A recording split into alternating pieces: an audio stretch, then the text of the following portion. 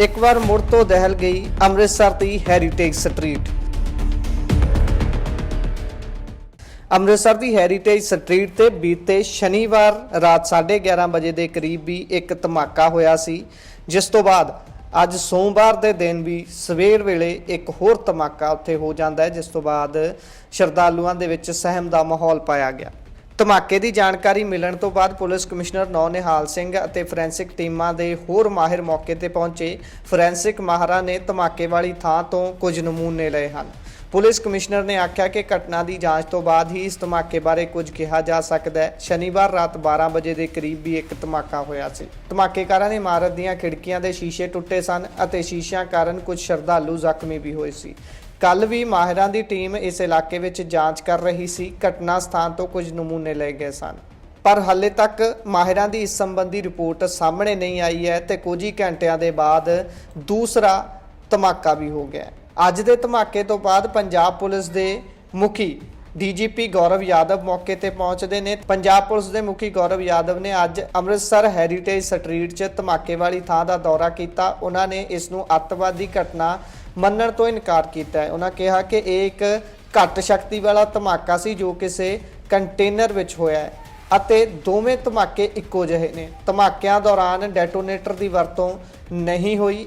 ਇਹ ਕਿਸੇ ਸ਼ਰਾਰਤੀ ਵਿਅਕਤੀ ਦੀ ਕੋਈ ਕਾਰਵਾਈ ਹੋ ਸਕਦੀ ਹੈ ਜੋ ਤਣਾਅ ਪੈਦਾ ਕਰਨਾ ਚਾਹੁੰਦਾ ਹੈ। ਘਟਨਾ ਪਿੱਛੋਂ ਅਣਪਛਾਤੇ ਵਿਅਕਤੀਆਂ ਦੀ ਸ਼ਨਾਖਤ ਕਰਨ ਅਤੇ ਇਸ ਪਿੱਛੇ ਕਾਰਨਾਂ ਦਾ ਪਤਾ ਲਾਉਣ ਦਾ ਯਤਨ ਚੱਲ ਰਿਹਾ ਹੈ। ਫੋਰੈਂਸਿਕ ਮਾਹਿਰਾਂ ਦੀ ਟੀਮ ਜਲਦ ਹੀ ਇਸ ਧਮਾਕੇ ਅਤੇ ਧਮਾਕਾ ਕਰਨ ਲਈ ਵਰਤੀ ਸਮੱਗਰੀ ਦਾ ਪਤਾ ਲਗਾ ਰਹੀ ਹੈ।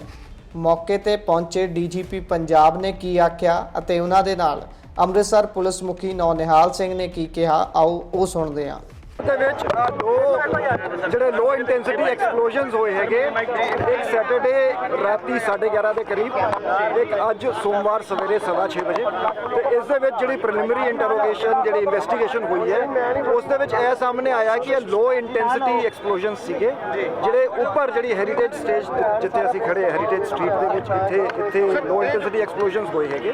ਸੋ ਅਸੀਂ ਇਸ ਦੀ ਸਾਇੰਟੀਫਿਕਲੀ ਇਨਵੈਸਟੀਗੇਸ਼ਨ ਕਰ ਰਹੇ ਹਾਂ। ਸਾਡੀ ਫੋਰੈਂਸਿਕ ਟੀਮ ਇੱਥੇ ਮੌਕੇ ਤੇ ਹੈਗੀ ਤੇ ਕੋਈ ਵੀ ਸਾਨੂੰ ਟ੍ਰਿਗਰਿੰਗ ਮੈਕੈਨਿਜ਼ਮ ਜਾਂ ਡੈਟੋਨੇਟਰ ਨਹੀਂ ਮਿਲਿਆ ਹੈਗਾ ਮੌਕੇ ਤੇ ਜਿਸ ਤੋਂ ਇੰਜ ਜਾਪਦਾ ਹੈਗਾ ਕਿ ਕਿਸੇ ਕੰਟੇਨਰ ਦੇ ਵਿੱਚ ਐਕਸਪਲੋਸਿਵ ਮਟੀਰੀਅਲ ਰੱਖ ਕੇ ਜਿਹੜਾ ਹੈਗਾ ਉਹ ਐਕਸਪਲੋਜ਼ਨ ਕੀਤਾ ਗਿਆ ਹੈ।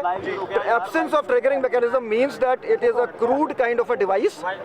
ਅਸੀਂ ਇਸ ਨੂੰ ਪੂਰੇ ਡੀਪਲੀ ਇਨਵੈਸਟੀਗੇਟ ਕਰਾਂਗੇ। ਅਸੀਂ ਕੋਈ ਐਂਗਲਸ ਰੂਲ ਆਊਟ ਨਹੀਂ ਕਰ ਰਹੇ ਹੈਗੇ। ਪ੍ਰੀਲਿਮਿਨਰੀ ਦੋ ਤਿੰਨ ਗੱਲਾਂ ਮੈਂ ਕਹਿਣਾ ਚਾਹਾਂਗਾ ਕਿ ਇਹ ਕਿਸੇ ਦੀ ਮਿਸਚਿਫ ਹੈਗੀ। It is too early to say ਕਿ ਇਟ ਇਜ਼ ਮਿਸਚਿਫ ਜਾਂ ਇਟ ਇਜ਼ ਟੈਰਰ ਐਂਗਲ ਜਾਂ ਕਿਸੇ ਦਾ ਪਰਸਨਲ ਐਂਗਲ ਹੈ।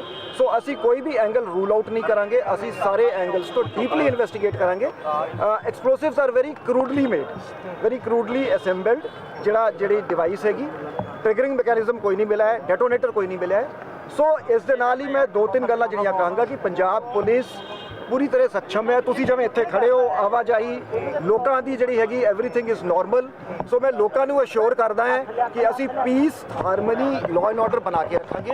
ਨੰਬਰ 2, ਫੇਕ ਰਿਊਮਰਸ ਦੇ ਵਿੱਚ ਜਿਵੇਂ ਕਿ ਤੁਸੀਂ ਸਾਰੇ ਜਾਣਦੇ ਹੈਗੇ ਹੋ, ਸਾਡੇ ਕੋਲ 5 ਮਈ ਸੈਟਰਡੇ ਤੋਂ ਲੈ ਕੇ ਅੱਜ ਸਵੇਰ ਤੱਕ ਇੱਥੇ ਜਿਹੜੀ ਹੈਰੀਟੇਜ ਸਟਰੀਟ ਹੈ, ਇੱਥੇ 2 ਲੋ ਇੰਟੈਂਸਿਟੀ ਬਲਾਸਟ ਹੋਏ ਹੈ।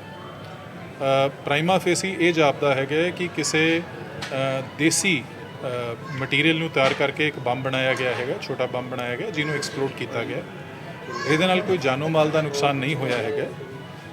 ਇਹ ਜਾਪਦਾ ਹੈਗਾ ਕਿ ਇਹ ਲੋਕਲ ਪ੍ਰੈਪਰੇਸ਼ਨ ਹੈ, ਕਿਉਂਕਿ ਸਾਨੂੰ ਕੋਈ ਟੈਕਨੀਕਲ ਡੈਟੋਨੇਟਰ ਜਾਂ ਕੋਈ ਇਹੋ ਜਿਹੀ ਚੀਜ਼ ਨਹੀਂ ਮਿਲੀ ਜਿਸ ਤੋਂ ਇਹ ਸਾਬਿਤ ਹੋਵੇ ਕਿ ਕੋਈ ਬਹੁਤ ਟੈਕਨੀਕਲੀ ਐਡਵਾਂਸ ਡਿਵਾਈਸ ਹੈ। ਦੋਨੋਂ ਜਿਹੜੇ ਹੈਗੇ ਜਿਹੜੀ ਪ੍ਰੀਲਿਮਿਨਰੀ FSL ਰਿਪੋਰਟਸ ਹੈ ਉਸ ਤੋਂ ਇਹ ਜਾਪਦਾ ਉਹ ਦੱਸਿਆ ਗਿਆ ਹੈਗਾ ਕਿ ਇਹ ਲੋ ਇੰਟੈਂਸਿਟੀ ਐਕਸਪਲੋਸਿਵ ਦਾ ਕੰਮ ਹੈਗਾ। ਇਸ ਸੰਬੰਧੀ ਸਾਡੀ ਇਨਵੈਸਟੀਗੇਸ਼ਨ ਔਨ ਹੈ। ਸਾਡੇ ਵੱਲੋਂ ਥਾਣੇ ਵਿੱਚ ਕੇਸ ਰਜਿਸਟਰ ਕਰ ਲਿਆ ਗਿਆ ਕੋਤਵਾਲੀ 'ਚ ਤੇ ਹੁਣ ਇਸ ਤੇ ਇਨਵੈਸਟੀਗੇਸ਼ਨ ਔਨ ਹੈ।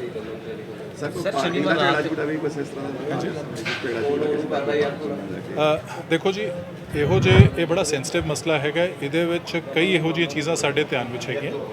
ਜਦ ਤੱਕ ਇਸ ਚੀਜ਼ ਦਾ ਫਾਈਨਲ ਕੋਈ ਕੰਕਲੂਜਨ ਸਾਹਮਣੇ ਨਹੀਂ ਆ ਜਾਂਦਾ ਜਾਂ ਸਾਡੇ ਕੋਲ ਕੋਈ ਸਪਸ਼ਟ ਨਤੀਜਾ ਨਹੀਂ ਆ ਸਕਦਾ, ਮੈਂ ਕੁਝ ਵੀ ਨਹੀਂ ਕਹਿ ਸਕਾਂਗਾ। ਬਟ ਯੈਸ, ਮੈਂ ਇਸ ਗੱਲ ਦਾ ਯਕੀਨ ਦਿਵਾਉਣਾ ਹੈ ਕਿ ਇਸ ਮੁਤਲਕਾ ਜੋ ਵੀ ਪਹਿਲੂ ਹੋ ਸਕਦੇ ਆ, ਸੰਭਾਵਿਤ ਪਹਿਲੂ, ਉਹਨਾਂ ਸਾਰਿਆਂ ਤੇ ਸਾਡੇ ਵੱਲੋਂ ਤਹਿਕੀਕਾਤ ਕੀਤੀ ਜਾ ਰਹੀ ਹੈ। ਟੈਰਰ ਐਂਗਲ ਹੈ ਕਿ ਨਹੀਂ ਹੈ, ਸਭ ਤੋਂ ਪਹਿਲਾਂ ਦੇਖੋ ਮੈਂ ਇਹ ਕਹਿਣਾ ਚਾਹੂੰਗਾ ਕਿ ਜਿਵੇਂ ਮੈਂ ਸ਼ੁਰੂ ਦੱਸਿਆ, ਇਹ ਲੋ ਇੰਟੈਂਸਿਟੀ ਐਕਸਪਲੋਸਿਵ ਹੈ। ਲੋ ਇੰਟੈਂਸਿਟੀ ਐਕਸਪਲੋਸਿਵ ਮਤਲਬ ਇਹ ਹੁੰਦਾ ਹੈ ਕਿ ਇਹਦੇ ਵਿੱਚ ਜਿਹੜਾ ਕੋਈ ਘਰੇਲੂ ਸਮਾਨ ਹੁੰਦਾ ਹੈ, ਜਿਵੇਂ ਕੋਈ ਨਾਈਟ੍ਰੇਟ ਹੋ ਗਿਆ, ਕੋਈ ਫਾਸਫੇਟ ਹੋ ਗਿਆ, ਜਾਂ ਜਿਵੇਂ ਪਟਾਕਿਆਂ 'ਚ ਪੈਣ ਵਾਲਾ ਸਮਾਨ ਹੈ, ਉਸ ਟਾਈਪ ਦਾ ਸਮਾਨ ਵੀ ਵਰਤਿਆ ਗਿਆ ਹੋ ਸਕਦਾ ਹੈ। ਆਮ ਤੌਰ ਤੇ ਇਸ ਤਰੀਕੇ ਦਾ ਜਿਹੜਾ ਹੁੰਦਾ ਹੈ ਸਮਾਨ, ਉਹ ਦਹਿਸ਼ਤਗਰਦੀ 'ਚ ਘੱਟ ਦੇਖਿਆ ਗਿਆ ਹੈਗਾ, ਤੇ ਕੋਈ ਨਾ ਕੋਈ ਜੋ ਲੋਕ ਸ਼ੈਤਾਨੀ ਕਰਦੇ ਆ ਜਾਂ ਕੋਈ ਇਸ ਤਰੀਕੇ ਦੀ ਕੋਈ ਗੜਬੜ ਕਰਦੇ ਆ, ਉਹਨਾਂ ਨਾਲ ਸੰਬੰਧਿਤ ਪਾਇਆ ਜਾਂਦਾ ਹੈ। ਸਰ ਪਹਿਲੇ ਤੋਂ ਬਾਅਦ ਦੂਸਰਾ ਧਮਾਕਾ ਹੁੰਦਾ, ਉਹ ਕਿਸ ਤਰ੍ਹਾਂ ਦੇਖਦੇ ਹੋ? ਘਟਨਾ ਹੋਈ ਉਸ ਤੋਂ ਬਾਅਦ ਇਹ ਘਟਨਾ ਵਿੱਚ ਦੂਜਾ ਧਮਾਕਾ ਹੋਇਆ। ਹਾਂ, ਇਹ ਬਹੁਤ ਮੰਦਭਾਗੀ ਗੱਲ ਹੈ, ਤੇ ਇਹਦੇ ਮੱਦੇਨਜ਼ਰ ਹੁਣ ਸ਼ਹਿਰ ਵਿੱਚ ਤੇ ਇਸ ਇਲਾਕੇ 'ਚ ਸਾਡੀ ਜਿਹੜੀ ਪੁਲਿਸ ਦੀ ਮੁਸਤੈਦੀ ਹੈ ਉਹ ਹੋਰ ਵਧਾਈ ਗਈ। ਪਰ ਸਰ ਚਸ਼ਮਦੀਦ ਗਵਾਹ ਕਹਿੰਦੇ ਕਿ ਜਿਹੜਾ ਦੂਸਰਾ ਧਮਾਕਾ ਹੋਇਆ ਉਸ ਵੇਲੇ ਇੱਥੇ ਪੁਲਿਸ ਦੀ ਕੋਈ ਡਿਪਲੋਇਮੈਂਟ ਨਹੀਂ ਸੀ। ਇਨਫੈਕਟ ਜਿਹੜੇ ਚਸ਼ਮੇ ਉਹਨਾਂ ਨੇ ਸਾਨੂੰ ਦੱਸਿਆ ਸੀ, ਇਸ ਵੇਲੇ ਧਮਾਕਾ ਹੋਇਆ, ਇਹਦੇ ਧਮਾਕੇ ਵਾਲੇ ਦੇ ਬਹੁਤ ਨੇੜੇ ਹੀ ਸਾਡੀ ਪੁਲਿਸ ਦੀ ਪ੍ਰੈਜ਼ੈਂਸ ਵੀ ਸੀਗੀ, ਤੇ ਜਿਹੜਾ ਇਸ ਏਰੀਆ ਵਿੱਚ ਸਿਵਲ ਸਿਕਿਉਰਿਟੀ ਜਿਹੜੀ ਹੈ ਉਹਦਾ ਚੌਕੀਦਾਰ ਵੀ ਮੌਜੂਦ ਸੀ।